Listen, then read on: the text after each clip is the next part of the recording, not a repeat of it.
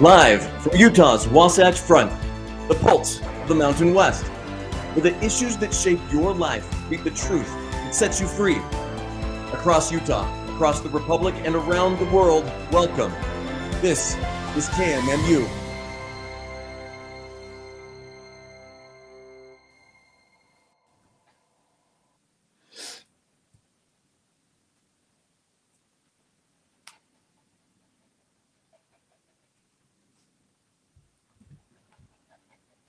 You're live.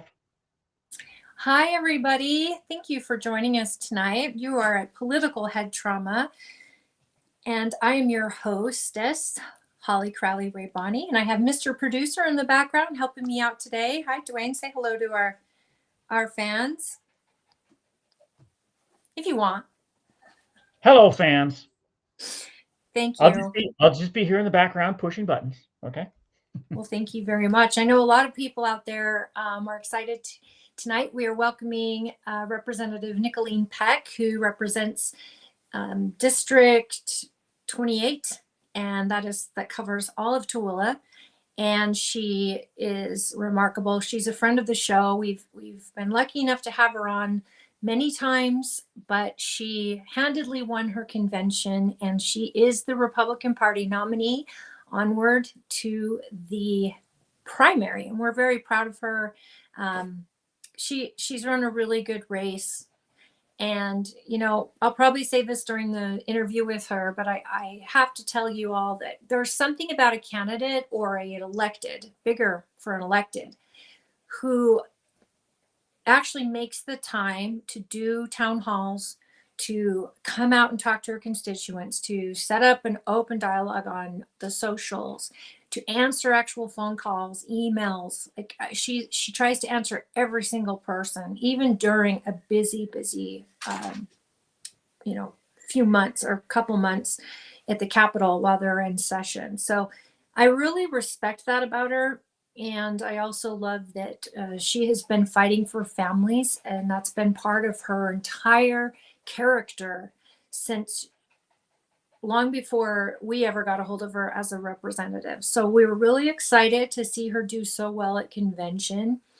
Candidates are always nervous when it comes to convention because they never know. They think they know, and they've kind of gauged how delegates feel about them. And good candidates will literally ask a delegate to give them their support. And they will ask straight up, if you are supporting me, can I count on your support? So that they can, write a check mark next to a person's name.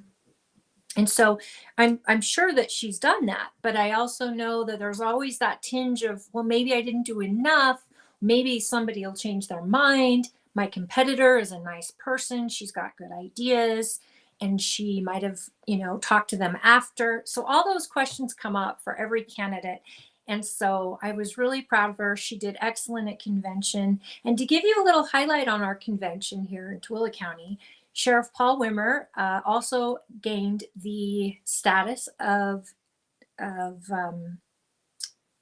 nominee, of Tooele County Party's nominee. He won really big at convention. I believe it was 78%, which I think he's done higher in the past, but it was really high. And our convention was awesome. We had it at Excelsior Middle School, and a shout out to Excelsior because you guys are so great. And they gave us the location, and we were able to have a wonderful convention. Almost all of our delegates showed up, and we had a wonderful evening. And all of the candidates there were given time to speak, and there was a reception a couple hours beforehand, so you go in as if you were a delegate or someone off the street. You go in and talk to them, and it was really great. And Scott Sandel, our senator for District 1, he was also there, and he won at convention, at the state convention. State convention was fantastic, in my opinion. Other than an early morning vote for my district, and that vote, a lot of us were not able to get in because we were given wrong directions. But other than that, it was a fantastic day. really well run, in my opinion. I'm proud of Rob Axon. I'm proud of his team. And it just was really fun to be there. So, yeah, thankfully we did really well. And here we go, right? We're on to the primaries.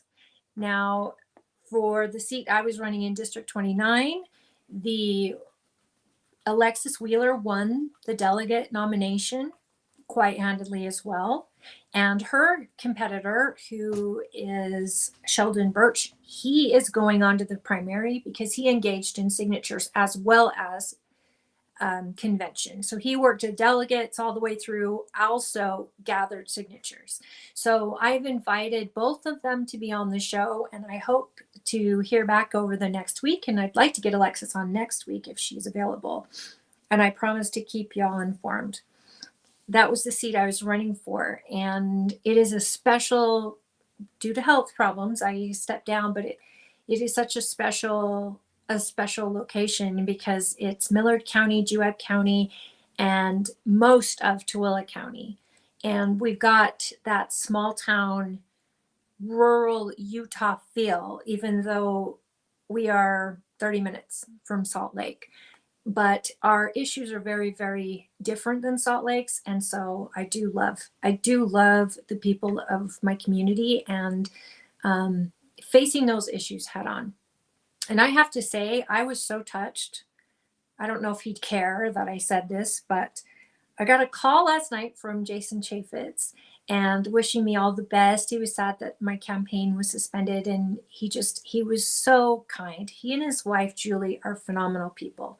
And he is a dear friend, and it meant so much to me that he was calling in just to check in on my health and to see what I'm doing. And I'm sure I'm going to get him on the show soon.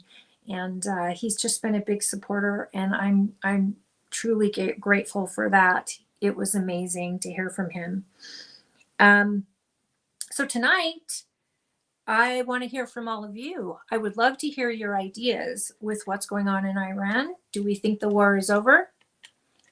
It feels like Trump has mentioned that we are at the end, and so is Marco Rubio. And it's been a while since we've heard from Marco, so I was happy to hear that. However, the Hormuz Strait is still not getting through like we'd like, and gas prices are still going up and up and up. Now that is in our faces daily. And when you look at the polls regarding the blame for gas prices, Trump is getting the most blame, and he's actually doing horribly in the polls, which I know matters a lot to him, as it should, of course. But it's not just Democrats, it's Republicans as well. It's MAGA as well. And I think you get into a two-sided here, because people will say often, you cannot blame gas prices on a president. And they'll say that when it was Biden and gas prices were going crazy, and when it was Obama, and when it was even Bush after we started a war there. The thing is, either you can or you can't. A lot of these gas prices are skyrocketing because it's based on futures. So we may have the oil, but it's what are we going to have it? This strait needs to get figured out. Safety needs to be an absolute, and it's not just for Americans, it's got to be worldwide. They base it on a worldwide scale.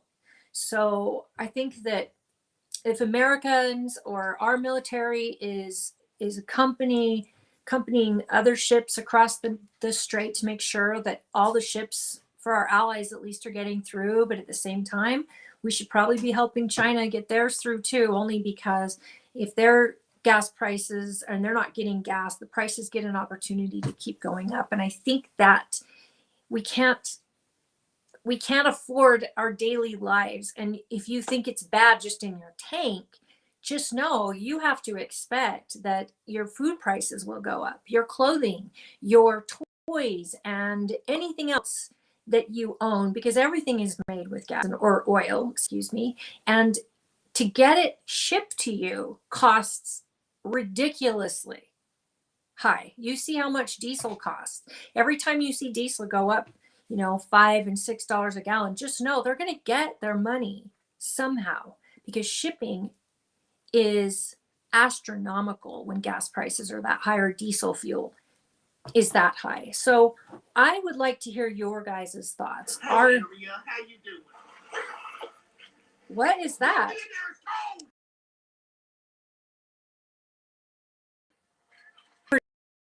Producer. I don't know what that sound was. Producer. Did I You're lose doing you? fine. Okay. I didn't Can you know hear what me? the sound was. Yes, I can hear you. I don't know either. It was like probably an ad or something that Like a popped up. pop-up? That's Yeah, crazy. yeah. So But you're good. if you're tuning in now and you are on YouTube, and you're looking, I'm gonna share this on Facebook, and I hope that if you're seeing this on Facebook after the fact, please join us on YouTube, at least for the meantime, at KMMU on YouTube or Main Street Media. Mr. Producer, what exactly is the YouTube channel? It is YouTube at Main Street Media. Thank you, sir. And also Political Head Trauma, all separate words, and we are on that on YouTube as well. So hi, William. He says, hi, Holly, good evening. Thank you for tuning in. I appreciate that. So with William, he's joining us on YouTube. I'm going to share this link on Facebook. And if by chance you found us on Facebook, just know, tune in with us every Wednesday at 6 p.m. And hopefully, eventually I can figure out, Mr. Producer's helping me figure out how to do all of this from home. And without my beloved Jared to help me, I am still a student and learning. And thanks to Dwayne, I'm able to do that. So big shout out to you. We'll take care of you the best we can, Holly. You're the best. I miss Jared too. I'm sure you do. Well, so he went back to school, and God bless him for that. So that's Yeah. his excuse. He's in school. He's the best. So I'm going to share this now on Facebook, and then I just ask that you join us on Wednesday nights, and leave a comment if you would, and maybe like and subscribe if you don't mind. Here's what I'm hoping to do. I'm really trying to gauge our viewers and where they're at. There is something that I'm going through myself that I find that I'm not alone in when I talk about it. And that is my unhappiness with where our current president is some of the, to say that I fully support him, and I am so glad that with him not the alternative, right? So I'm going to preface by saying that first and foremost. But I also find myself just saying, hey, we've got a lot of oil reserves. Trump says that we've got more than even Saudi Arabia. Maybe we use those. Maybe we look at preserving the first. And the very hardworking moms out there that are trying to get work and can't afford it, and trying to at least alleviate some of this attack and this situation in Iran was supposed to be about 8 weeks, and I'll give him that. But I think that people will not forget this when it comes to the midterms, and I'm worried about the primaries, and I believe the numbers will show how little people are going to participate in those. And I think that is a precursor to what November looks like. I don't assume that Republicans will. In fact, I worry very much that we will not have it. And then we have 2 years of fighting and nothing getting done, and potentially just getting him out. And I don't like any of it. Everything okay, sir? Holly, we've lost your video. So go down to the bottom. Can you turn your video on and off? That's weird. Your camera's not working. You got blocked. Oh my goodness. Okay, I'm gonna leave and I'm gonna come back because I've done nothing, so I don't know what has Exit made out, that happen. exit out and come back in because you were doing fine and then something blocked your camera. But you could still hear me. It's Still hear me? I can hear you fine, but we can't see your lovely face. So Okay. exit out, come back in, and I'll hold down the fort. Thank you, sir.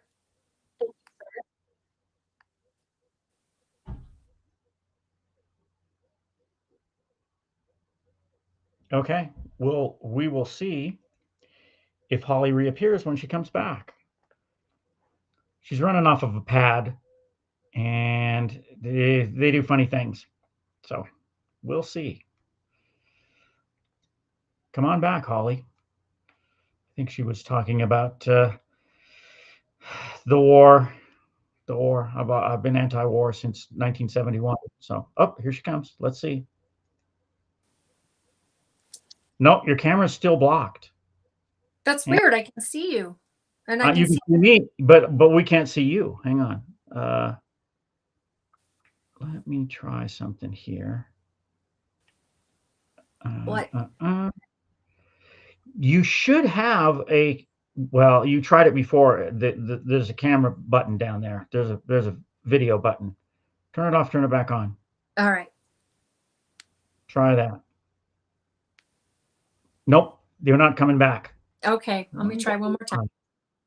Wonder why. Your camera's blocked.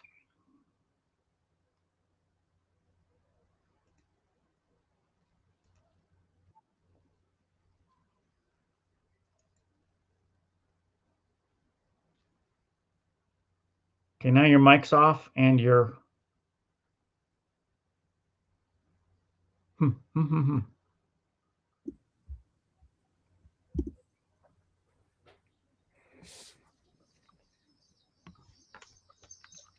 Hi there. I'm just waiting until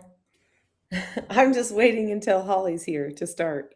Well, Holly was here and then she lost her video. Okay, so hang on a second. Let's do this. Okay. So for now, it's you and me. Okay. Okay, hang on a second. Are we live already? Oh, we have been Yes, live. yes, Okay. we're live. And Holly's got something going on with her pad. Okay, and I'm not sure what it is, but hang on. Okay. You're Nicolene, right? Yes. She was talking about you. Let's see if she comes back in. Oh, there she is. Yes. I thought it was you coming in, Holly, and I brought Nicolene in. Oh, fantastic. Well, that's perfect. Well, Okay, I'm so happy. Thank you, Mr. We're going to try this Producer. again. I'm going to disappear. Sounds good. All right. Okay. Welcome, Nicolene. Thank you. There's a little bit of an echo coming from your side.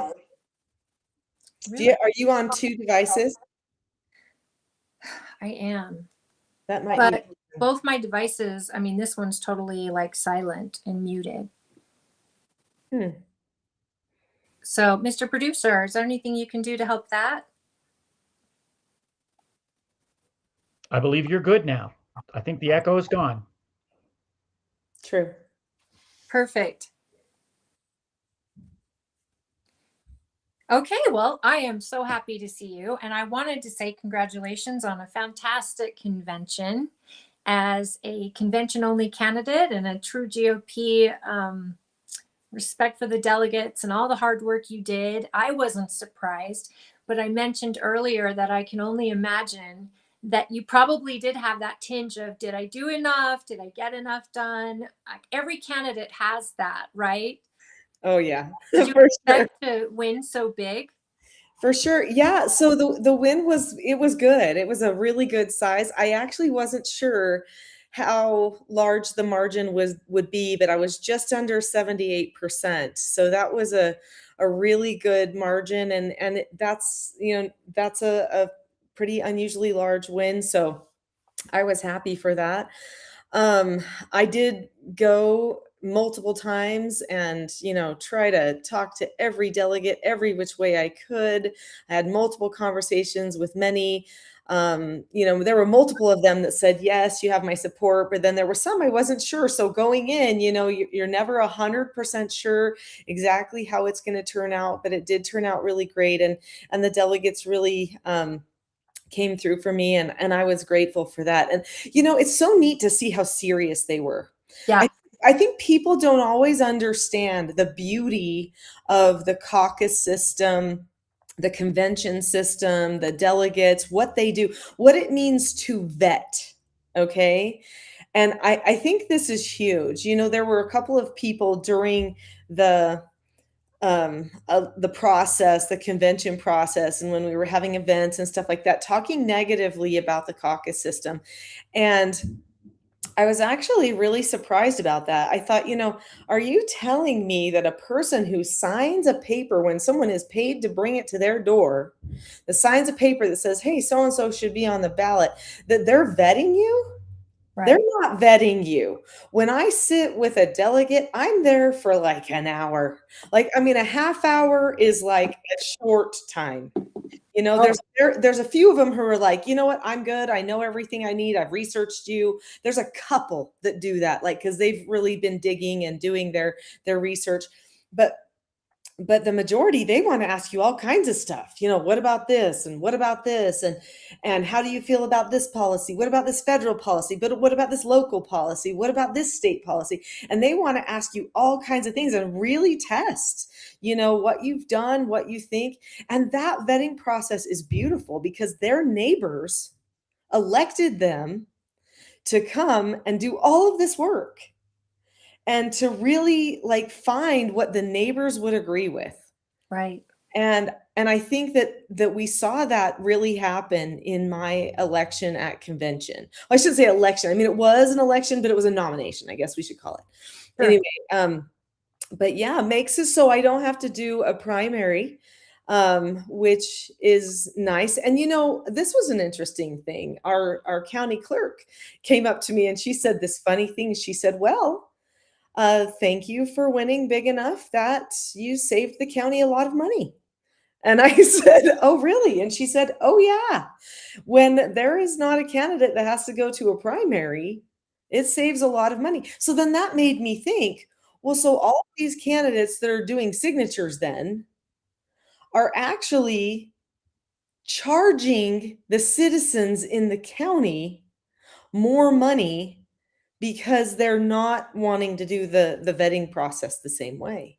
And I thought that was a really interesting thing.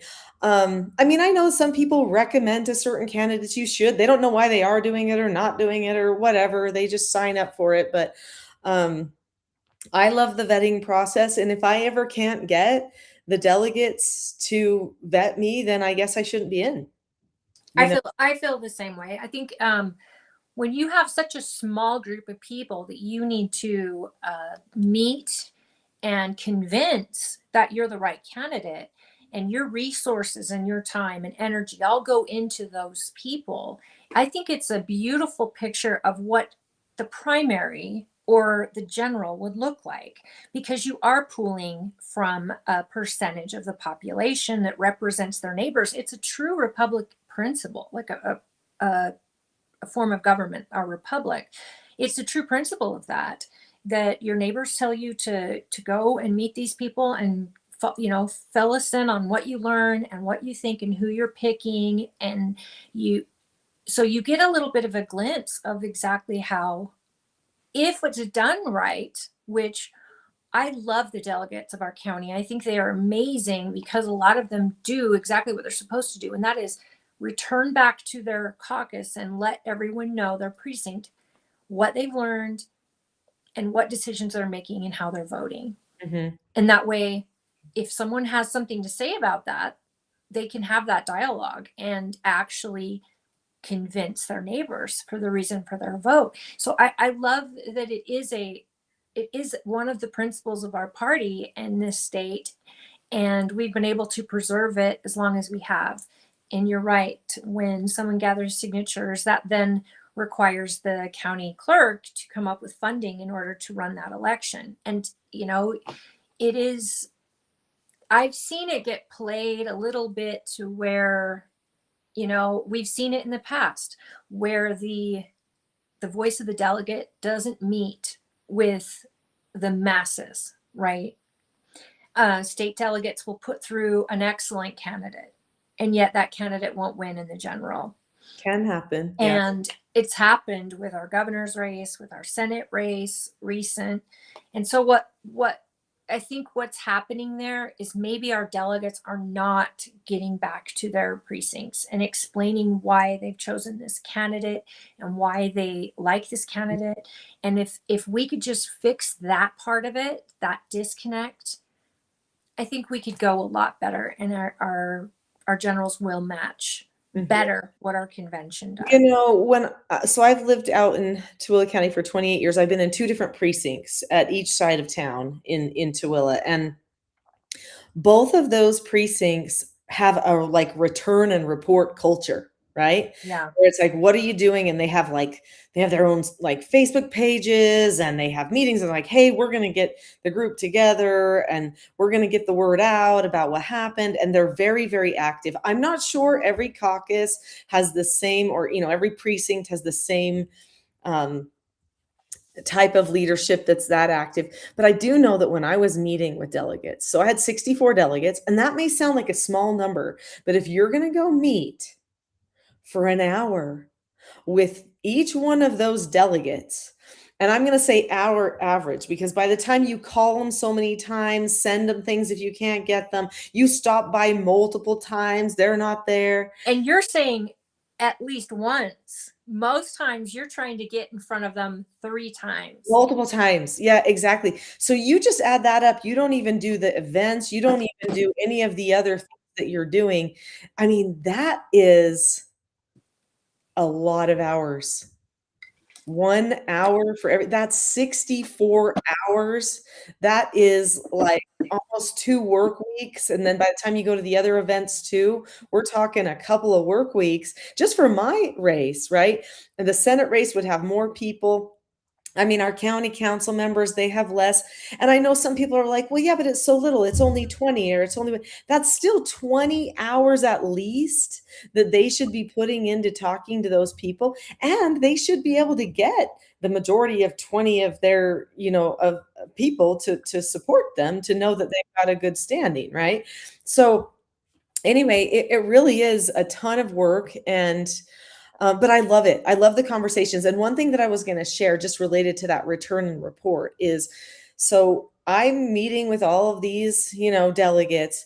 I can't even tell you how many. I mean, it was many of them that said, hey, you know what? Have you ever met my neighbor so-and-so? They do this job. Have you ever, I was just talking to them, or I'm sitting out on their porch and they're like, hey, neighbor, come over here and talk with Representative Peck. Have you met Representative Peck? And you were talking to me about something the other day. Why don't you come ask her right now? And then all of a sudden the neighbors are getting in on it and having conversation with me. And I'm like, this is exactly what it should be like. We should be having good civil discourse as communities of people like they did in the old days. We shouldn't be afraid of talking about political matters, ideological debates. We shouldn't be worried about that. We should be embracing that, having open dialogue and good civil discourse. And it was beautiful to me. I just loved it. I was very touched at the end. I know they had asked me to give a report as a representative after my election. My nomination was either yay or nay. They said, then will you do that? And I said, yes. And I think I just kind of wanted to cry and say thank you for what a great experience I had meeting with everybody, really. Right. But I did have a good session. I've had a good couple of sessions. I've been in a year and a half now, just about a year and a half. And I feel like we've accomplished a lot of things. And when I say we, I really mean me and the citizens of Tooele County, because I feel like they're actually getting in there and helping more. And some of them are saying to me, I love that you alert me on this. Can you help me know about this issue? Or they're contacting me and telling me, did you know about this? And I'm asking questions for them. And I love to have that backup. And on some of the bills that were really important, I let a few of them know about it, and they were like, okay, I will start sending emails to the whole Senate right now for you for that bill, because they want to be part of the process. And I don't think just signing names at a door and never really getting to talk to your candidate that much, I don't think that that helps you really feel like you can engage with confidence, because you don't know the person enough to reach out. And all these people, they got my phone number, and Well, they're that's what I was saying early on, was how I think you're probably one of the most, if not the most, uh, engaged representative who you're trying to find ways to get people through Facebook and socials, and you're doing town halls and they have your phone number, and you try to answer every email even during session, and you're trying to get in front of people all the time. I know this about you. You're a personal friend of mine, and I just adore you. And I just know how important you put the people in your life as a representative, with a lot of humility to even be there. It's like I've seen you at session. It's like you were so excited that you're even been chosen to have such an amazing job. But also, it's like you constantly are looking to the people for their feedback and their engagement. And I feel like you've stirred a lot of engagement, which as a party chair meant everything to me, because that's what I'm trying so hard, or was trying to do, is to get more people engaged with electeds, because they'll just go rogue if they're not hearing from people. It's just what they want, and there's no guiding light. And it's like you have honed in on that light. And I know people could do more, but I don't know of another representative that has done more. So I applaud you for your hard work. And I know how important the people of this county, I know where they stand with you, that they are a top priority. And that makes me happy. And you're not even my representative. Oh, I'll just be your little fill-in represent. No, you've had a great representative too, but I kind of like think of myself as, even though not all of Tooele County puts me in, it's interesting. I get people from Stockton, people from West Erda, even though I represent East Erda, people from different areas who will still call me for things, because probably what you're talking about, they know I'll pick up, they know I'll talk to them about it. They know that they maybe align with me on the issue, and they just feel like they can call, right? Yeah. And so they do. And it's some people I've never even heard of before. I mean, I ran an entire, like, huge heavy lift bill this year. It didn't get all the way through. It'll probably come back, for a student at Tooele High, but she doesn't actually live in my district. She goes to school in my district, but Oh, she doesn't actually live right in Tooele City. She lives in Stockton. And so, but she reached out to me because her teacher said, hey, you can just reach out. And because the teacher lives in my district and gave her my number, then she just reached out, and I ended up running a really big bill for her. So anyway, I just love all of Tooele County, and I feel like the more united we are, the stronger we are, and we're gaining more strength at the Capitol, because I do confidently represent us. I don't feel like we should be pushed aside. We shouldn't be second best to Salt Lake County. I think we've had enough of that. We are the fastest growing county. We are attracting people in groves. We have a lot to offer. We are mineral rich. We are people rich. We've got good people with good brains and good hearts out here who are doing stuff. And I just feel like it's time for Tooele to just really shine and kind of lead out. And so I'm happy to step up and do that at the state the best I can. Sorry, Mr. Producer, did you need to say something or add something? I'm sorry. Her and I can get lost in our conversation. And then I saw you pop up. So before I go on, Dwayne, did you want to add something? No, I'm good. I got booted out, and then when I came back in, there I was on your screen. So, Oh, wow. Well, welcome back. you guys go ahead. Sorry about that.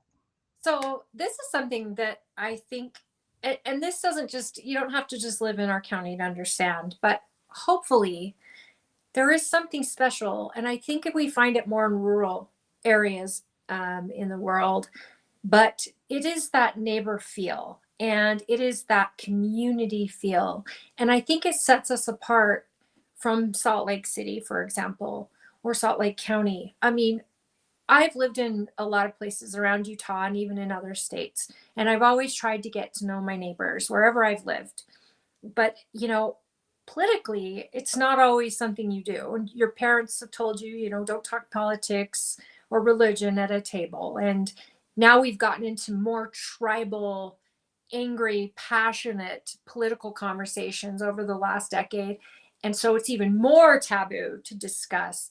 But I think it's neat that in our community, and I wish this for every community, that it's more about knowing the neighbors and knowing that your neighbor is somebody that's going to the hill on your behalf. And when you do live in a small town, as fast as it's growing, I do love that there is still that. I think that's what sets us apart. No matter how big we grow, if we can feel like a small town where everybody knows everybody or knows somebody, that knows you and all of that, but they have their voices heard. I believe that is what caucus has preserved here in Utah.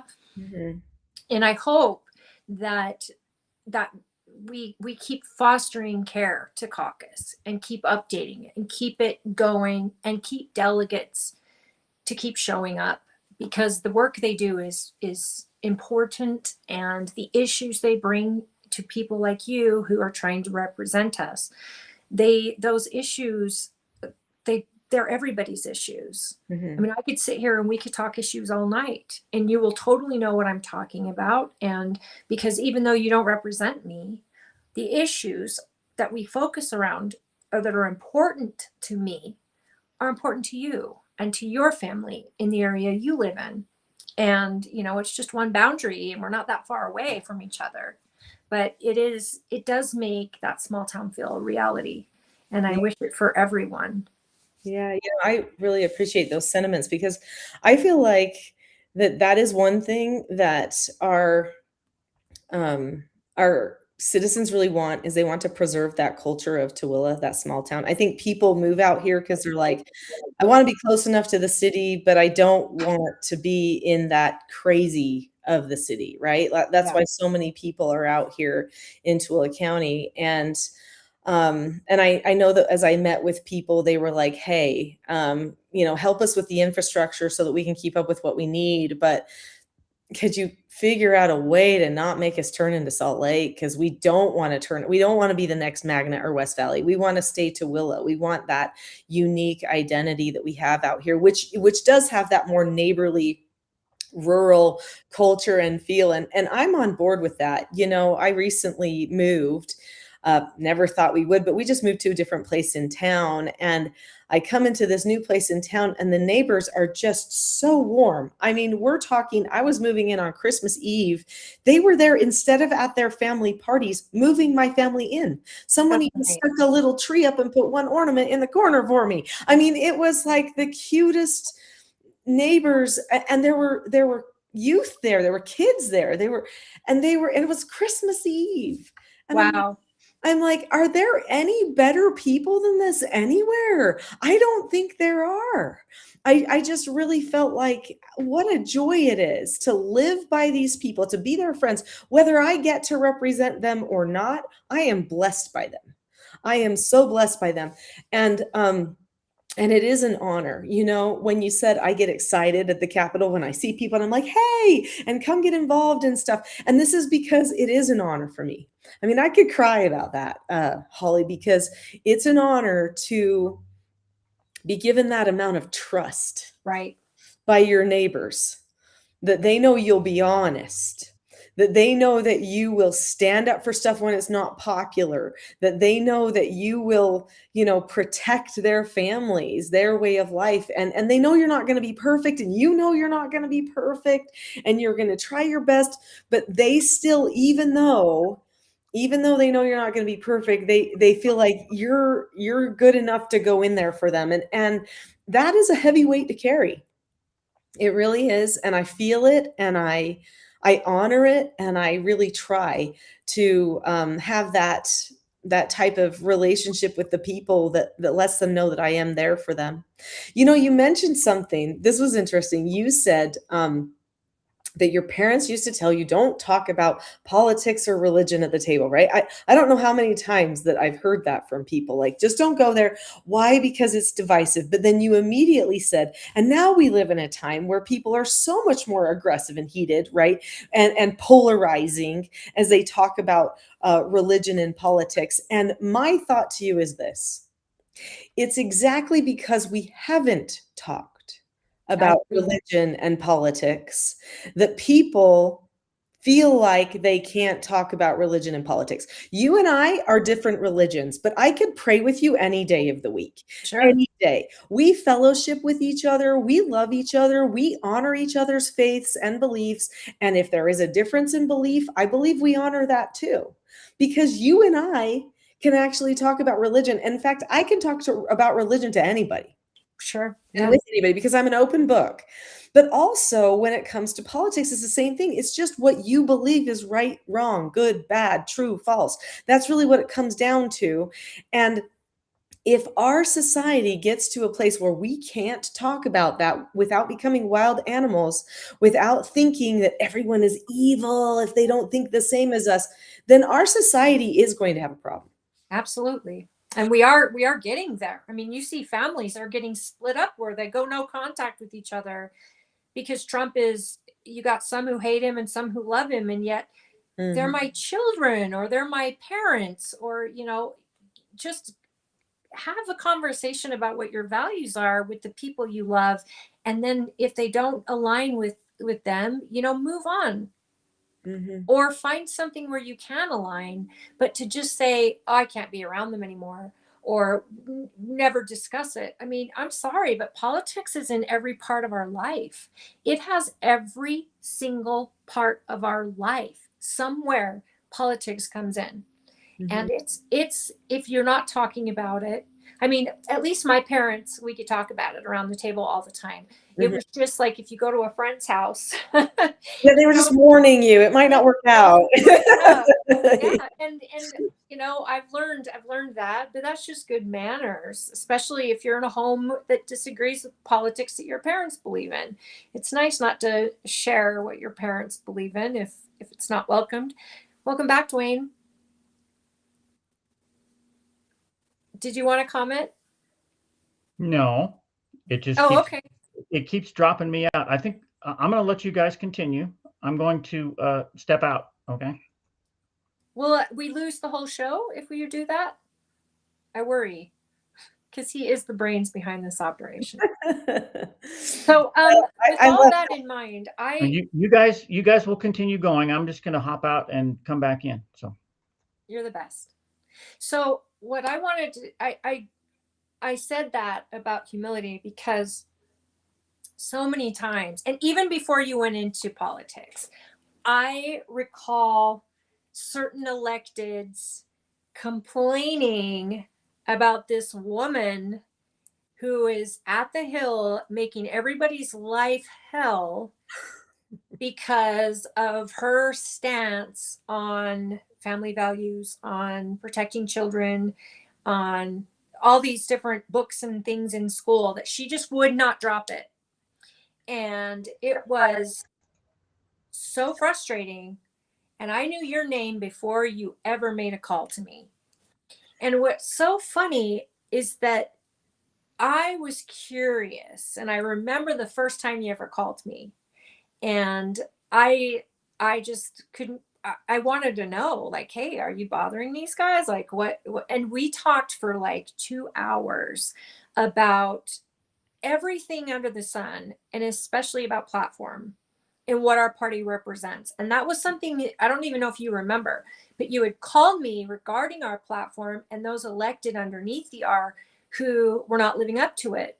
And as a party chair, you reached out to me as the chair because you wanted to talk about that. And I was so ready to just dismiss you as a crazy person, but immediately knew just by talking to you that this wasn't something you do in your spare time because you're bored and want to ruffle feathers. You believed in this and you were fighting for your kids, but you also were fighting for my kids and for every other person's kids. And to me, it was so enlightening that first time that you'd ever called me. I got off the phone and I was like, this woman is amazing. Where, people call me too conservative. Even dear friends of mine that are Republicans are like, wait, you're way more conservative than me. Because I'm an absolutist over certain things, protecting children, free speech, the Constitution. I don't bend, and I don't like it when governments bend or my electeds bend that. So I think you calling me, it showed that we were birds of the same feather, and it kind of had an opposite impact. And then you came to one of our other meetings and you and I sat outside in the freezing cold. My husband is just, I think I had taken my shoes off because my feet were hurting, and we talked again for so long. Right. And I see your passion just coming through in everything you did. And I remember just thinking, this woman is so bold. And when you were elected, that's where I saw this grace and humility. Like you were, it's like, even when I see you now up there, you're not looking for fame. You're trying to get along and try to get people on board, but you're not bending on your values. And I think that's hard to do in government. I think people too often are willing to bend on their values to get a win, even though that win isn't exactly a win when you've had to give up things that are that important. Right. And then I see you going the extra mile, and with young people that come up there, and with different groups. And sometimes you're the only one standing for something that we all should be standing behind, but you're doing it unapologetically, knowing that it may not put you in the best light to some, or as a team player, or whatever it is. And that to me is a true leader. And so I think that not only do I love you because we're friends and all of that, but I think that just, if that was how every representative of the people was, we'd have a full different country. We'd have a totally different DC. And I just love that about you, that every second I see you in that role, it's like you yourself are just so grateful to be there. And that you don't see. People get in and now they're public servants, and how great I'm doing, and how this and that and this, and these are my scorecard here. And yet for you, it's like, well, I've not done enough. There's still so much. And so I'm glad that you were chosen to go ahead and get another opportunity at serving, and another couple of years. And this is where I wanted to lead to, is I want to know, I think we've had you on since session, or at least we had you on during session. Yeah, for sure during we did. I can't remember, so much has happened. It goes by Yes. fast. And I went straight from session to the UN, and then I had some parenting conferences in some different places that I had to go, and I had a son get married. I don't know if we have done since. So I've done other things, town halls and such, but I'm not sure if we were able to get together. We haven't done it since the town hall, and I did it. I did a small like feedback about your town hall on the show with Jared, because thankfully I was there, and letting people sign the Prop 4 stuff, and you explained it to everyone. And I told people how you had a couple haters there, that I was so, I don't want people thinking that my whole idea of you is skewed because we're friends. I explain it like, if I didn't know you and I was just a fly on the wall in that time, it was pretty contentious about Prop 4. I know because I was gathering those signatures for that, and I had two people kind of fight me about it. And I said, you don't have to sign it. It's okay. You can go sit down, go enjoy the town hall. You don't have to sign it. I don't want to argue with you. And if you've made up your mind. But then I noticed that you, before everything started, you sought out those people before everything started, and you created a conversation with those people. And that, to me, I mean, that is something I would do, because I want to know why they're upset, and I want to understand that point of view. And I can't be a good leader if I don't understand the people that are unhappy with me. Mm. I represent everybody, not just Republicans. And you always say at your town halls that you want everyone to come. You're there representing everyone. But I was so touched by that you looked at the people that were very angry. In fact, the woman sitting in a huff with her sign and everything, and you went right up to her and you were so gracious. And she left with all the steam out. Like you had just taken all the anger out of her, and she stayed for the whole thing. And you answered her questions. And then you just took the fight out of her because you treated her with respect. You listened to what she had to say. You gave her answers, and like them or not, she also returned that same respect and sat there quietly and appreciative and asked questions, offered disagreement. And to me, that is what leadership looks like. It was really amazing. Thank you, Holly. So I had that town hall. I did have another one actually after session 2, but that one was really interesting because there were, like you said, a few people who I think came wanting to find fault, I think, probably. And if there's one thing that I always tell myself about everything, whether it's in a family setting, a business setting, a public service setting, whatever it is, it's all about the people. Everything is about the people. It's not about the agenda. It's not about the time frame that you have. It's not about the publicity. It's about the people. And I truly do value the people, and I like to actually hear opposing viewpoints. I think there's some people who shy away from them and feel like if they get an opposing viewpoint, then that must mean that they don't like that. Oh, well, that person doesn't like me, so I'm just not going to talk to them. They're just a waste of my time. And for me, I don't think that's a waste of my time. I feel like, well, if that person does not think the same way as I do about something, if they've got a problem with maybe one of my bills or something like that, or a way that I voted, well, I want to hear about it. I want to actually know. I mean, hopefully they can be diplomatic and, have good civil discourse and stuff. They may not, though. Even so, I want to hear it because I want to know where the people are coming from. And I feel like if I give them the courtesy to hear them and to see them, then maybe they'll lose some of that closed-mindedness, and they'll become a little bit more open-minded and give me that same courtesy. I do believe that good policy is built on open-mindedness, not closed-mindedness. Now, probably because when you first were introduced to my name and who I was from certain legislators that were up there, I could think of one in particular who would not give me a glowing review that there was a close-mindedness about me, right?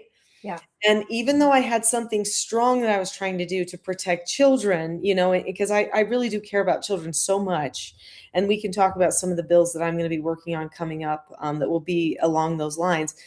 But that they probably thought I'd be closed-minded to any solutions. No, I wanted a conversation. I didn't want the conversation to stop because we needed to get to a solution that could work, that to protect the children. So I'm actually reasonable and open-minded, even though I am strong in my principles. And I think you can be both. And I think that other people can be both too. So I don't like to go around making enemies. I don't feel like that serves me well. And I will say, my opponent in this nomination race that I was in at convention, she and I had a couple of conversations here and there. We didn't talk a ton. I knew what she thought of a lot of my bills and things, because she'd been pretty open about that she wasn't on the same page with me with some things that I, really felt strongly about, and that some of the citizens of the county had, been strong about supporting as well. But she had a different view. I knew that. But even so, you gotta give it to a person who's gonna run. It takes Yeah. guts, right? It takes so much guts. And I was proud of her. She did a good race. She really worked hard. She did so many great things. I mean, she was making cookies the night before convention, she told me, until like, I don't know the time, but that's love right there. You know what I mean? Like she was really trying her very best to do what she could to have a fair chance in the She race. was very kind, and she was very smart. Very smart. Like she's an amazing person. She is, and she came up to me, to her credit,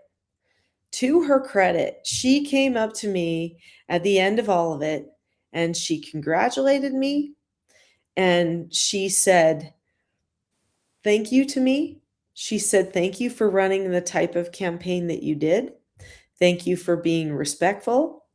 Thank you for, all this kind of stuff." And then she said, and it might have even been harder for her to say, I don't know, but she said it to me and it touched me deeply. She said, "You know what? I will be supportive of you."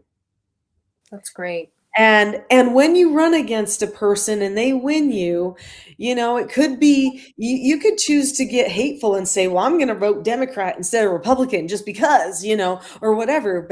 But she said, "I'm going to be supportive of you." And I just felt like that right there shows a lot about her character I agree. and about what a great person she was. So I really felt like we had a great race, and I felt like she handled herself really well. We both were great, and I know in this county, respectful campaigning goes a long way. The voters of this county, something I've learned in almost a decade of serving in the role that I have, is that they don't like a muddy race. They are more prone to hear the issues, and rather than badmouth somebody, share what you can do better or you can do different. And that's something that I'd like to get into with you. The issues, right? After this last session, I know there's still a lot to be done. If you were to put things on a scale, like, or priority lists of things that you want to focus on going forward, what would your top 3 be? Wow. Well, one of them is really important to me, and that is my bill related to CSAM, to child porn. So going into this last session, well, actually starting my very first session, I ran a bill that basically would make it so that people who've been victims of child porn, and I'm talking about like they're a child who's been abused, okay? So I'm talking about they've been put on the computer somewhere. People have seen it. They've been had their face put on a sex doll. They've had, horrible things that have happened to them and been videotaped. They've been trafficked, or Exactly. parent is currently abusing them in the home, Right. or So I want to be clear about that. I'm not just talking about like people who see child porn. I'm talking about people who are the victims of it, like who are really truly in it, okay? And going into session a couple of years ago, I think I could get this wrong. It was like 1 or 2 states, I think only, this was in the 2025 session, who had passed a law that allowed those victims to be able to do a civil action lawsuit against the person who had done all of that perpetrating on them.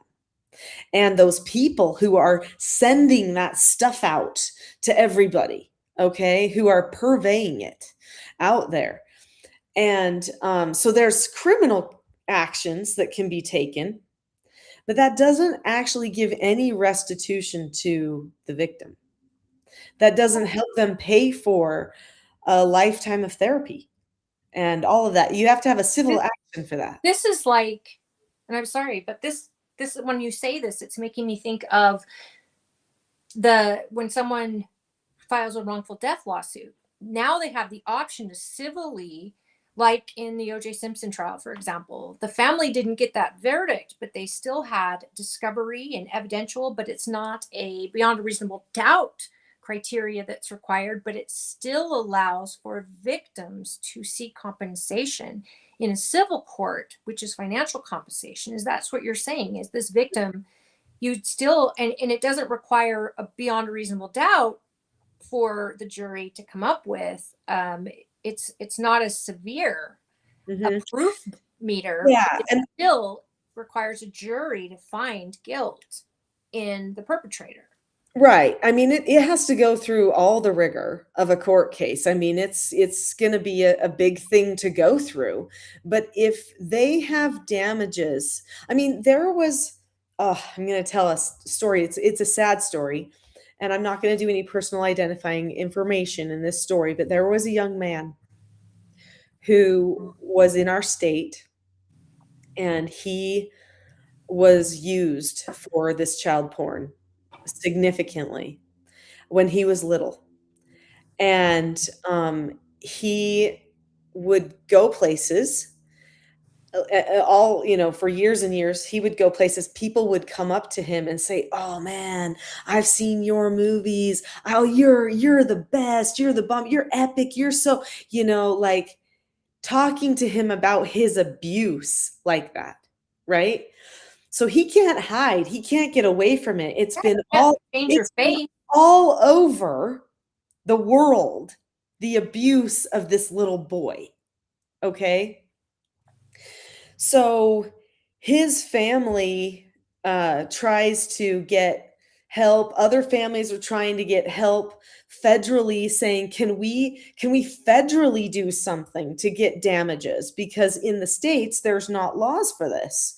And so they took it all the way to the federal courts. And even before there was a federal thing, Hatch actually created a fund for these types of kids that people could donate to heal, to help these kids find healing, therapy, all the things that they would need, because there wasn't even something at the federal level. So then we finally got something at the federal level. So the states finally started getting the cue. So in 2025, there was like maybe one, maybe two states who had actually passed a law that allowed for these civil actions to happen. I filed the bill. It didn't get any traction that first year because lots of bills take years. I mean, you could do a bill for 10 years. There's some stuff I've been working on before I was even a legislator that I'm still working on. Okay. And so that situation is huge. And so anyway, I filed it again this session. At that point, there was 3 states who now had passed bills. So the states are starting to do it, right? And I really wanted Utah to jump in there and be one of those first ones. And it made it through the House. It had a slow go in the House.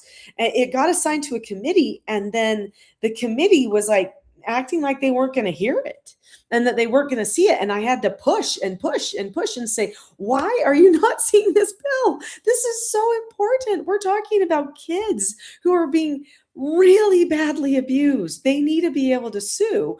And finally they saw it, and then it passed the committee, and it passed the House, and then it went to the Senate. It took a little while in the Senate to get in committee again, and then it passed the committee, and then it died on the board, sadly, on the Senate floor. So that one's going to come back. It'll be year 3.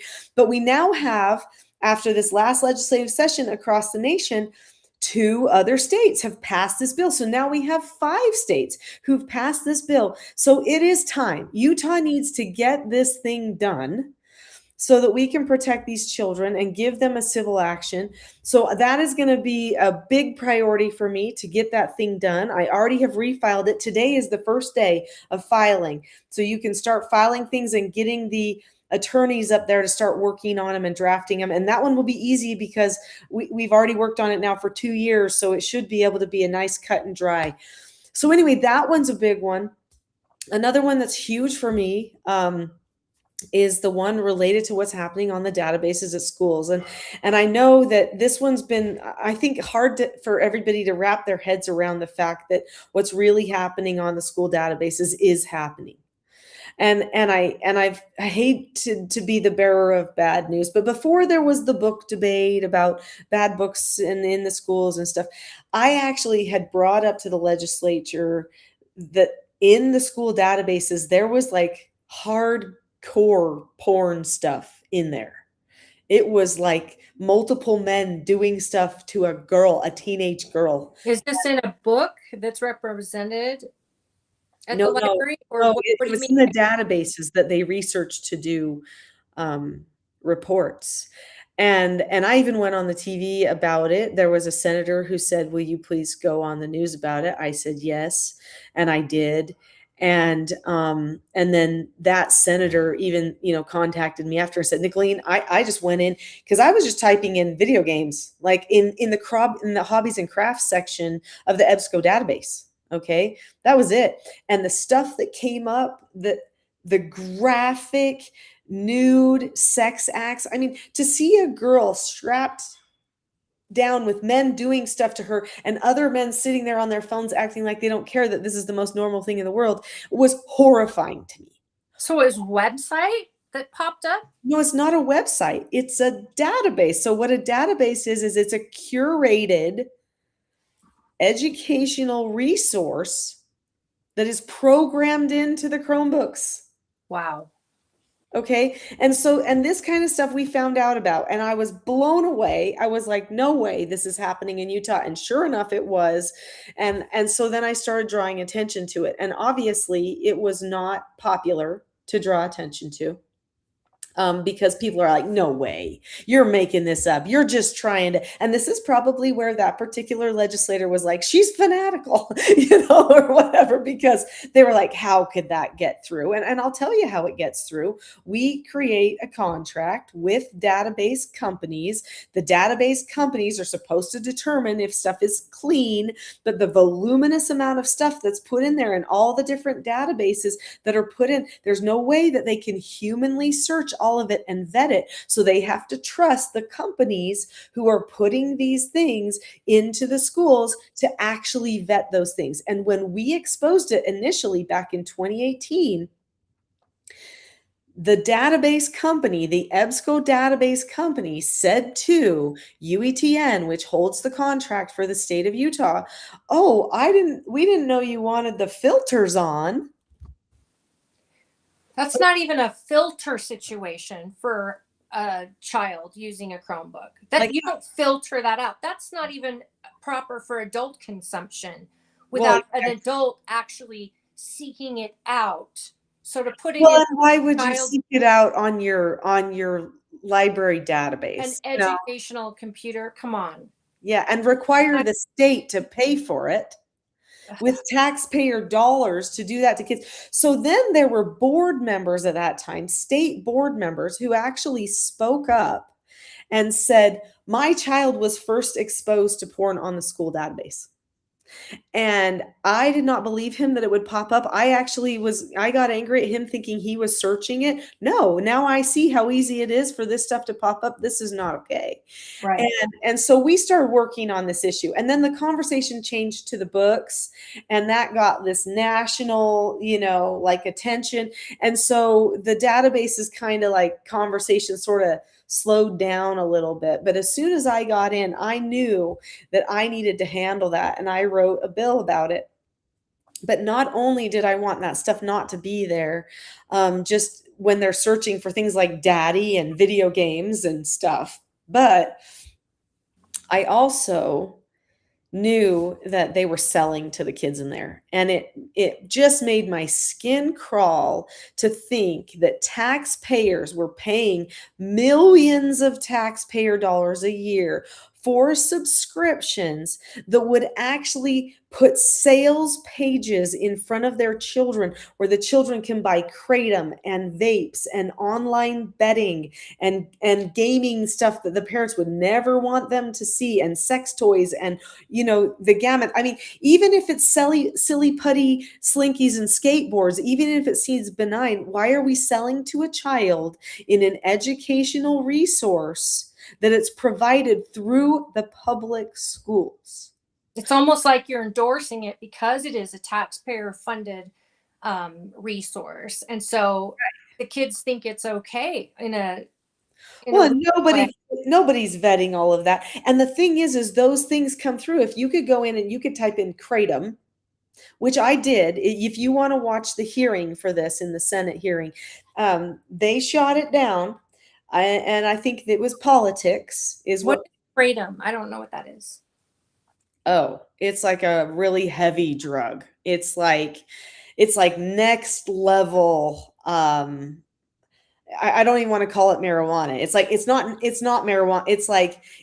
It's a really strong drug, and there's a lot of harms and side effects that could come with it. Is it like Special K? Is that what it's? Right. It's in that same, exactly. It's in that same, category. Exactly.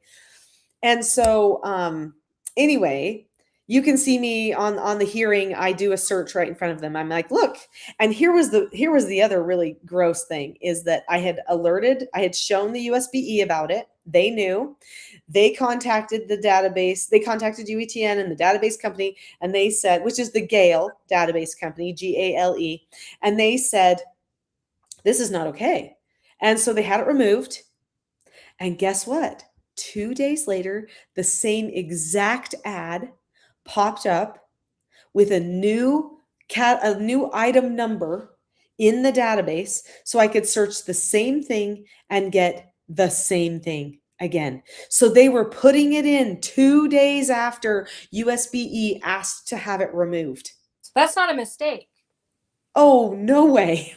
That is not a mistake. And so this is the type of thing that I was trying to solve. And so to say this is important to me is an understatement. I just believe that it is exploitation to sell to a child.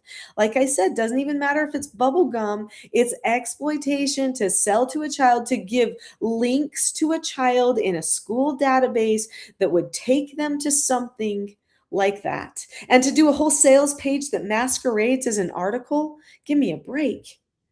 I mean, it's a total like wolf in sheep's clothing. The thing is like straight up sales.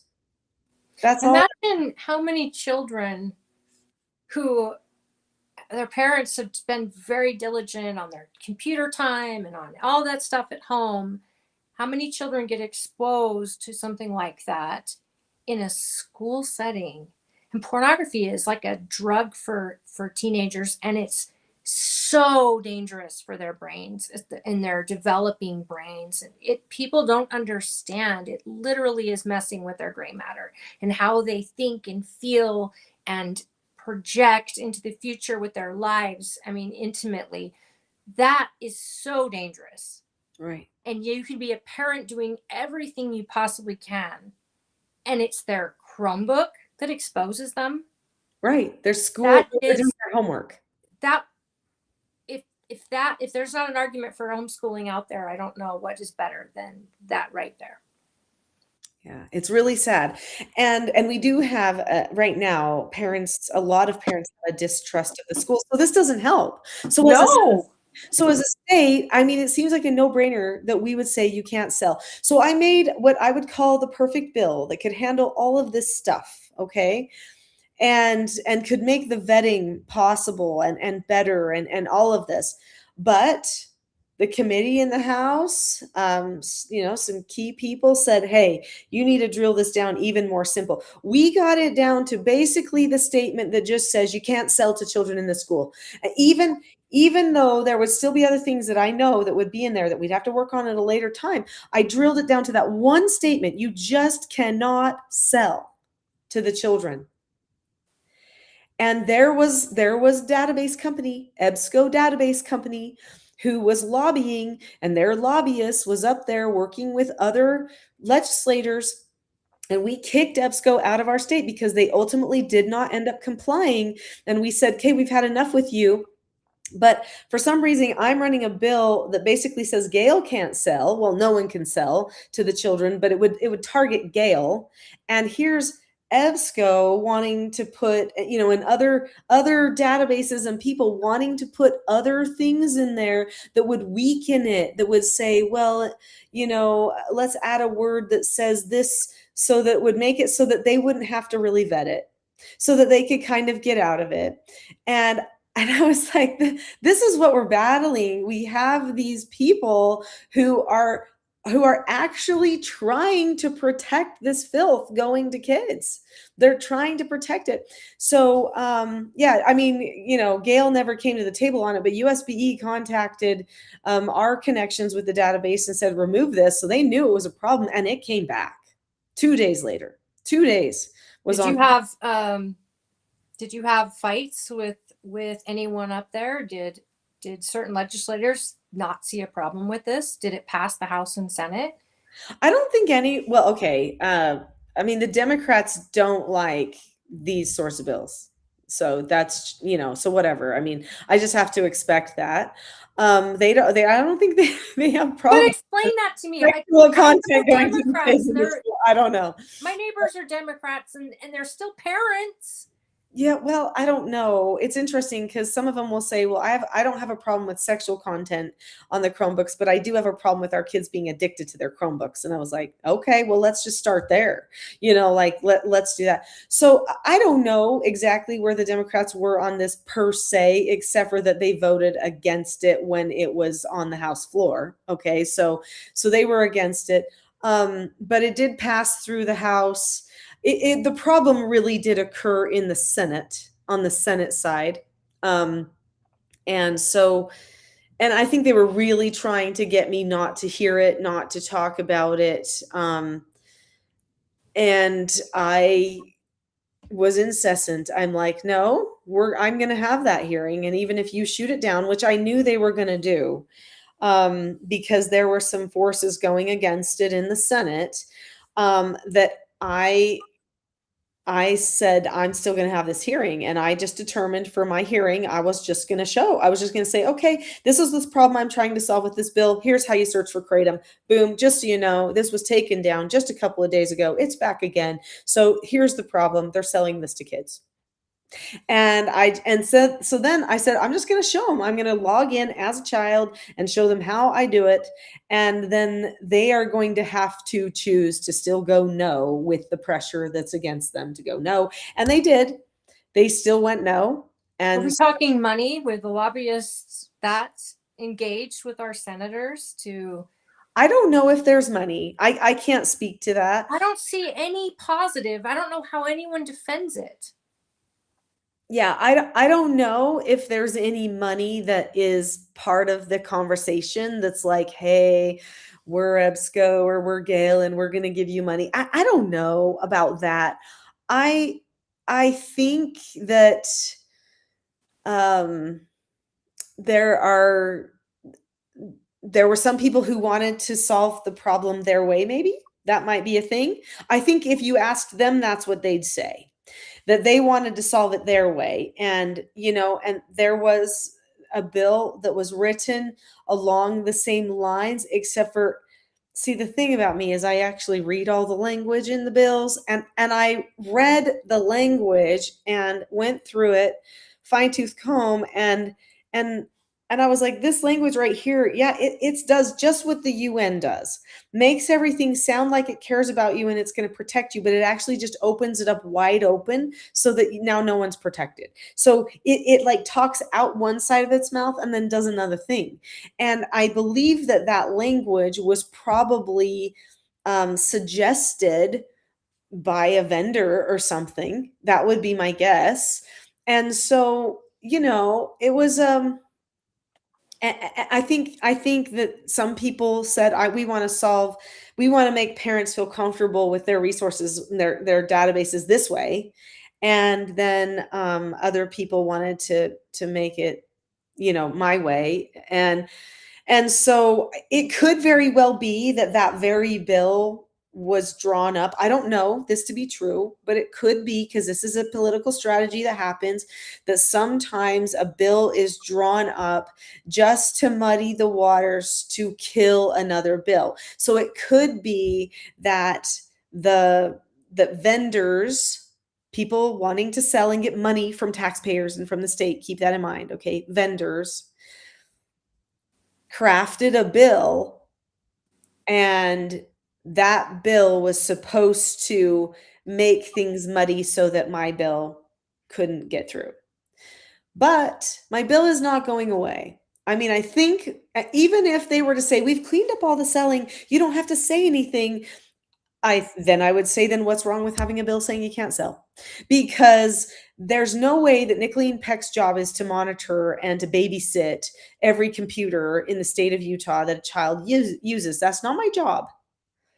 We are paying people for a certain product, and we better get what we're paying for.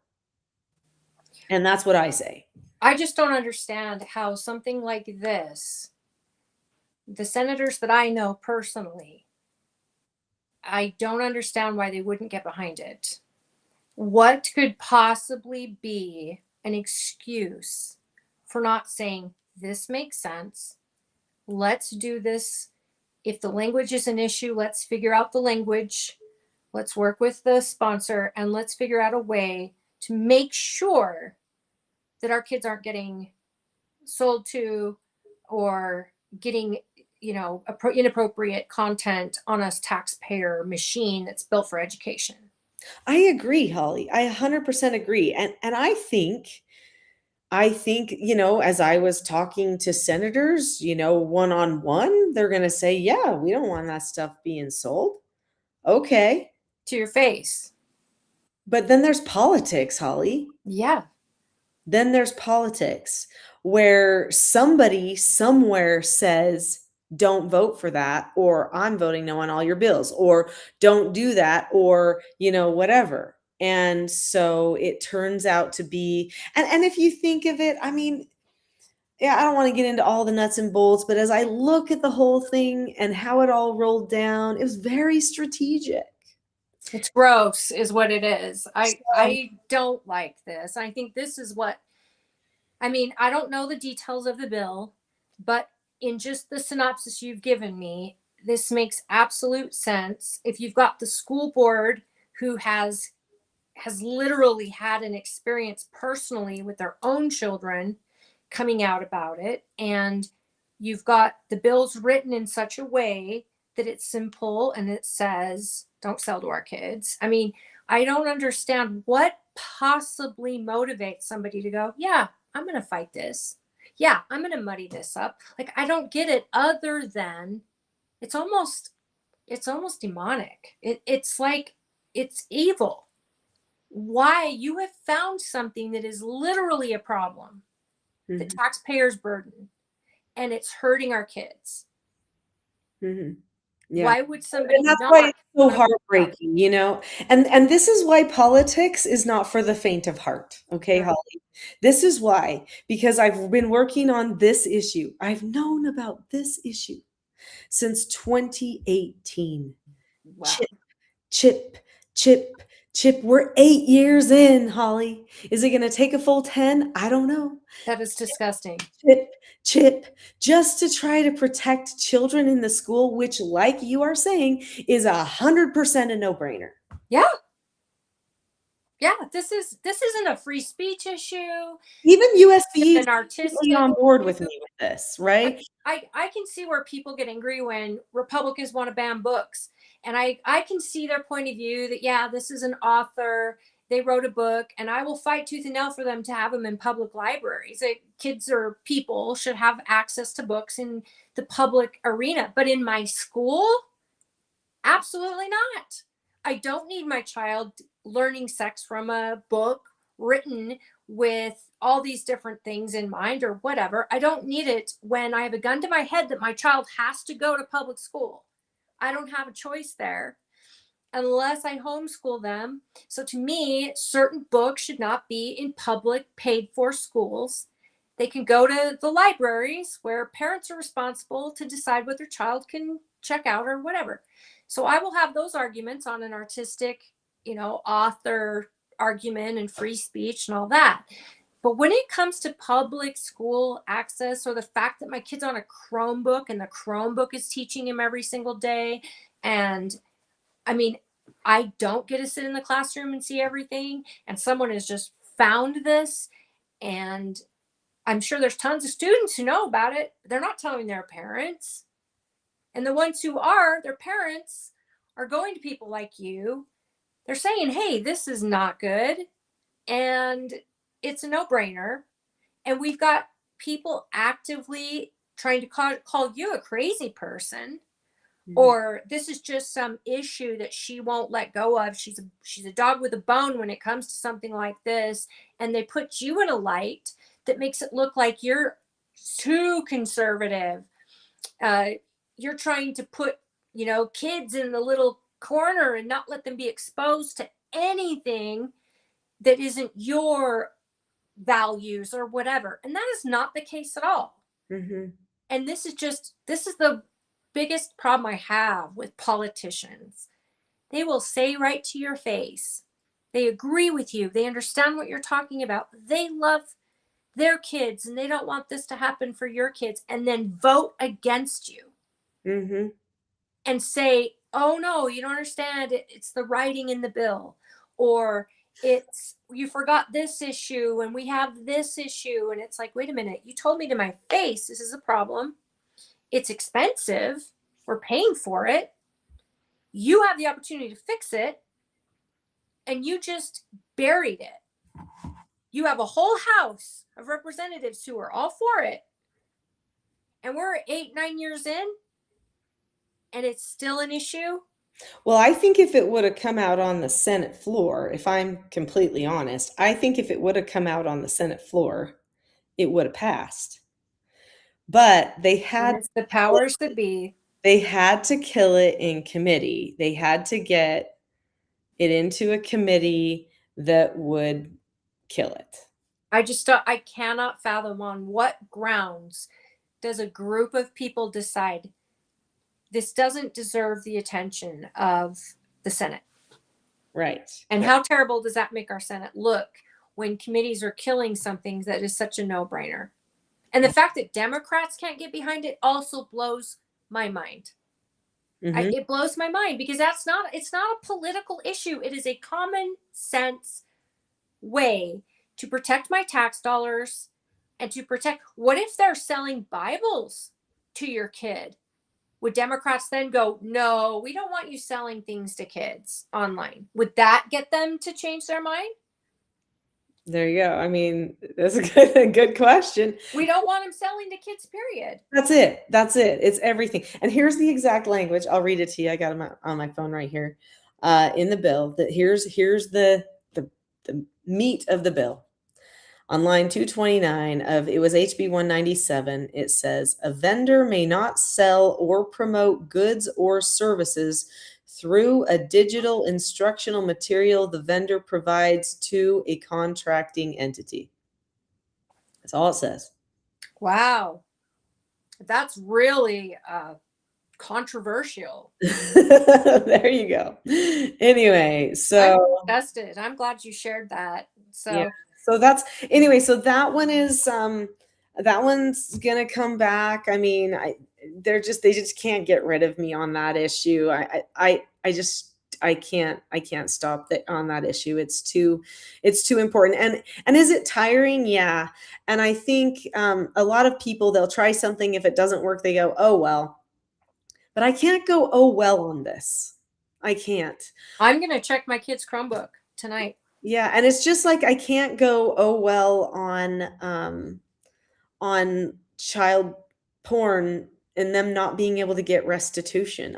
I can't go, oh well, on that either. This is the most graphic, horrific something that could happen. We can barely get prosecutions right. for the very people producing it. And the United States of America is the #1 consumer of this. And we're also probably in the top 2 of the biggest producers of it. And the fact that there is no there's no way for a victim to get justice in that way. Mhm. I'm baffled. Utah should be leading the charge. Right now, our Attorney General is leading the charge on a number of issues regarding social media and child and SA and all of the things that are affecting our He's kids. doing a lot. He really is. And I've worked with him on a lot of bills. Yes, he's been very vigilant. This should be a no-brainer for our Congress here. That's what I think too. So you asked me for my top 3. Those would be my top 2. My third one would be another one. This one I think should go through, no problem. Is a human growth video that will be shown in schools. It needs to be like 3 minutes. They can go longer if they want, but it needs to be a 3-minute video that basically shows like an ultrasound, the development of a baby. So we used to show a movie in classrooms, and it's still available that they could show it, called The Meaning of Life. It's a Nova video. It ends with a kind of a graphic birth, and I don't think people are showing that. I think it's a National Geographic video, and it's called Life. If you're talking about the same one, I got it when I was pregnant, and it was all those things. It shows the flash that happens when the egg meets the sperm. I mean, it shows you that little flash, and then it also shows you how all of the sudden these cells start to pulsate all at the same time, and they become the heart. Mhm. It is phenomenal. I recommend it to everyone I know that's pregnant. But it's Right. called Life, and it's put out by National Geographic, and it's phenomenal.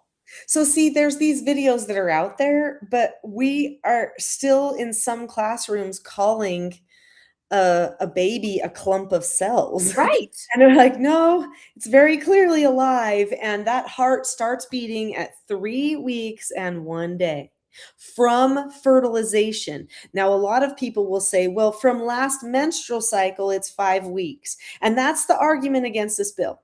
That's what the people who are pro-abortion and stuff that are saying against this bill, hey, that's not accurate, because from last menstrual cycle, it's like 5 weeks and something or whatever when you can see the heartbeat. But most women don't get pregnant at their menstrual cycle. Most of them get pregnant a couple of weeks later, and actually, or somewhere in there, and actually that heart starts beating at 3 weeks and 1 day because they've actually filmed it. They've been able to film this happening. Right. And they know. And so it's from fertilization. So the life cycle from fertilization. There's so many women who have their babies early. Why? Well, because actually their baby wasn't from that menstrual cycle. It was from a couple of weeks before, or Right. whatever, right? And so, women, you have to go from when actual fertilization from conception. So it's a conceptual age, and it will show that. That actually made it through the House. Flying colors, made it through the Senate committee. It also just did not get time to finish.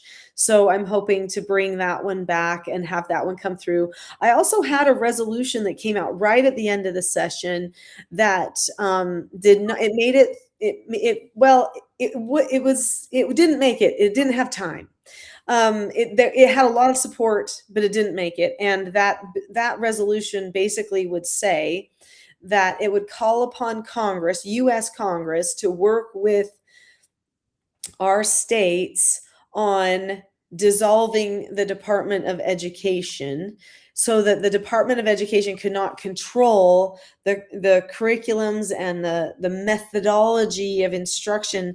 We would still get the money that would come from the federal, because the way that's all worked out is a whole other thing, and the states are used to getting those federal dollars that come through the federal taxes and all that kind of stuff. So we would still get the money, but it would make it so that the states would just completely decide, and the federal government would be hands off. And that's the way it's really supposed to be for local control in education. Well, that's what Trump said during his campaign, that Right. he would get rid of the Department of Education's power on education throughout the states, let them legislators. I think it's in Florida where they have their legislators, the representatives of the people, based on their districts, choose the curriculum for their schools, which I thought was a phenomenal idea because I want someone accountable for situations like what my child is learning. Yeah. And I've the got to be able to go to someone and go, hey, why are you teaching this? Trump administration was in a really big support of this coming out. It just didn't have time to do what it needed to and stuff. And so that'll be coming back this next year, but they were massively supportive. In fact, they were like, hey, could you please run this? You know, like, I mean, they were really like, we need to get this going and the states need to take action. And I was like, I couldn't agree more. You know, this is something that I've felt for a long, long time. If the states could just have control over their education, they wouldn't have a scapegoat. They wouldn't say, well, the federal, so, Yeah. you know, and then it wouldn't depend on which administration is in. The states would just decide. And then the people would be able to vote out the people approving that education too, because you can't vote out the Department of Education.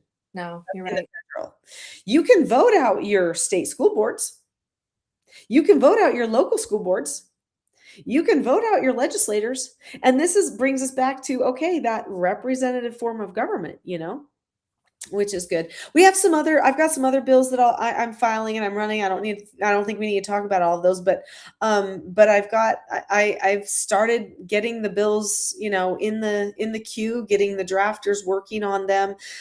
Some of them are bills that have been suggested to me by people in the county.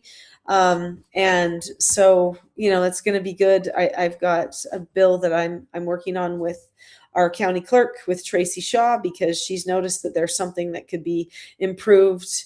Maybe even a couple of things that can be improved from in the clerk's office if it was made legal in the state. So we're going to take a look at some of those things.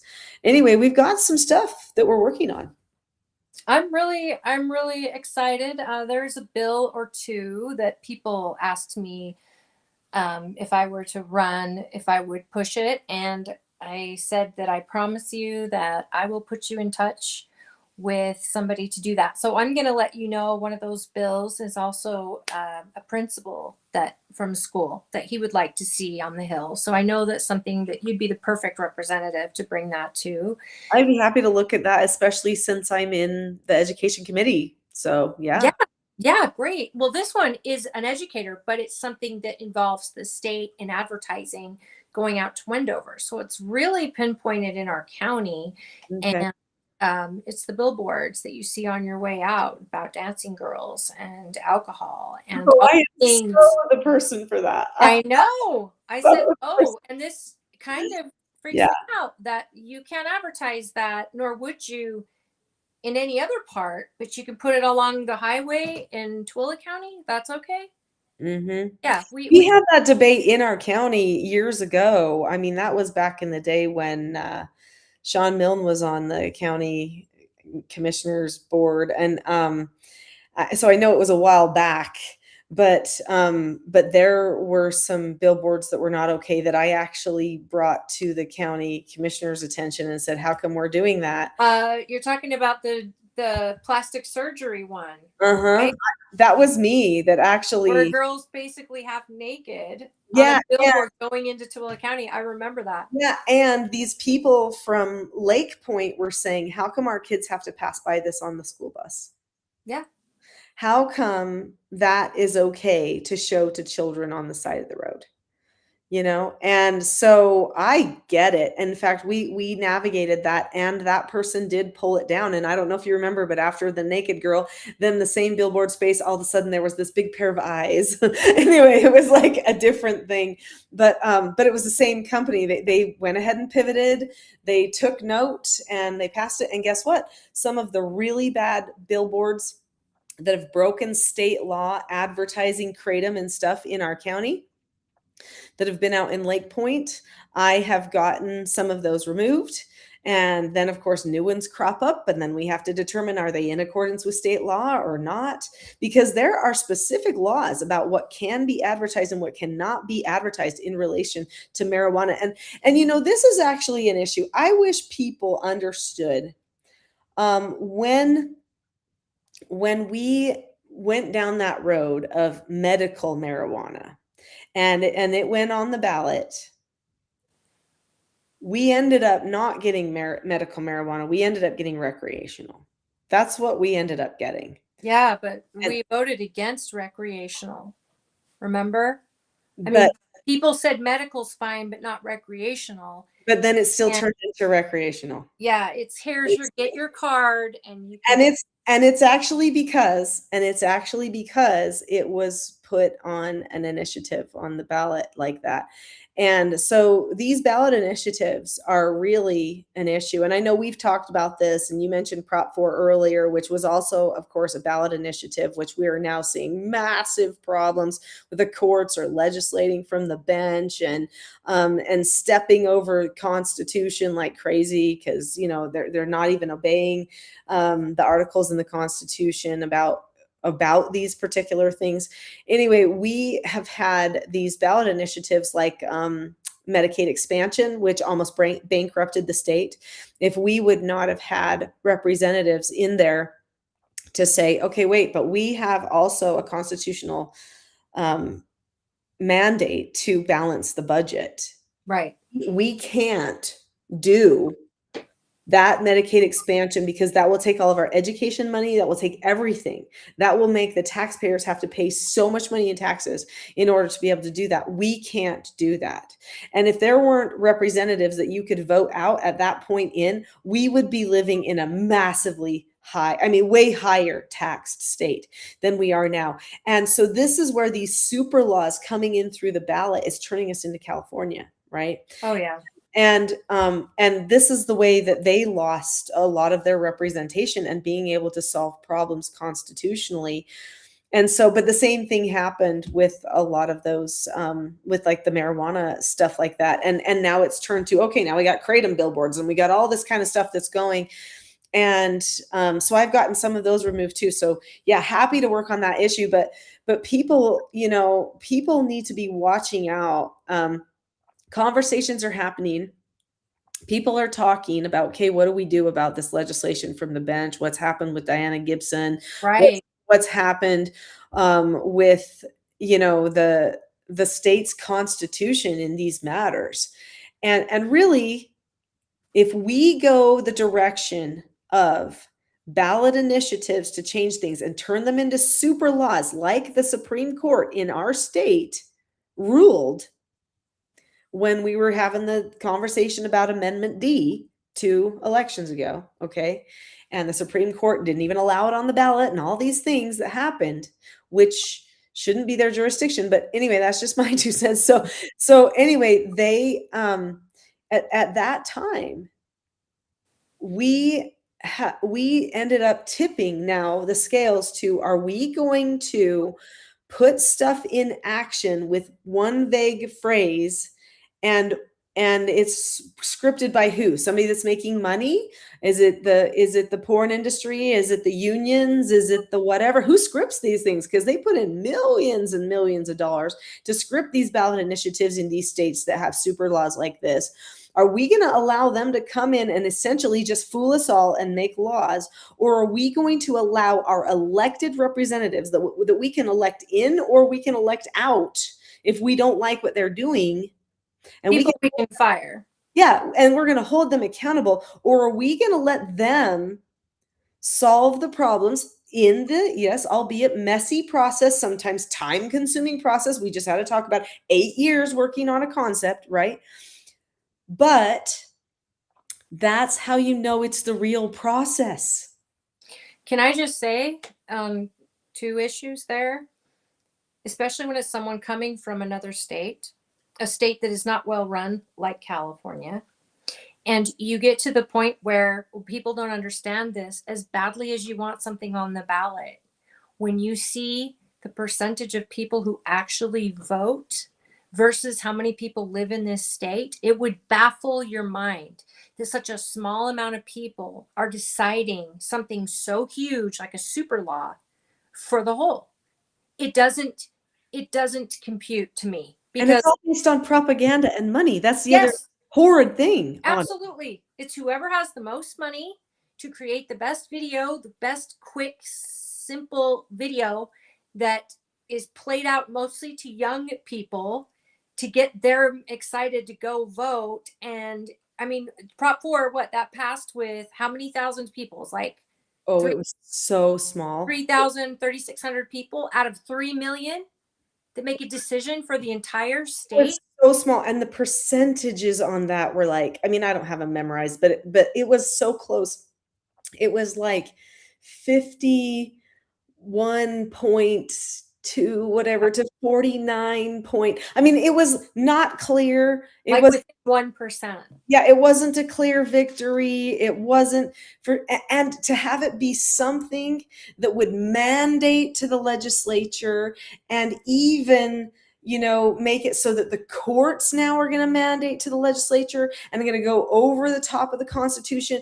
I mean, we got to repeal that. We have to repeal Prop 4. I mean, I'm not saying that there's anyone per se working on that right now, but there are conversations that are happening, and I would be in support of that. Do you know what's going on with it?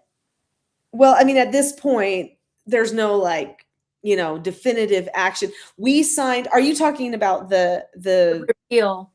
Oh, the signatures that we signed that our party, the GOP, actually did? Okay. Yeah. So we turned in, we had a whole bunch of signatures, way more than we needed. And then there were a